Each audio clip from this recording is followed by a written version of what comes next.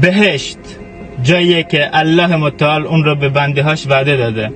بنده ای که روزه میگیره، گرسنگی و تشنگی رو تحمل میکنه و وقتی که شیطان وسوسش میکنه با خودش میگه که وقتی وارد بهشت شدم این سختی ها تموم میشه.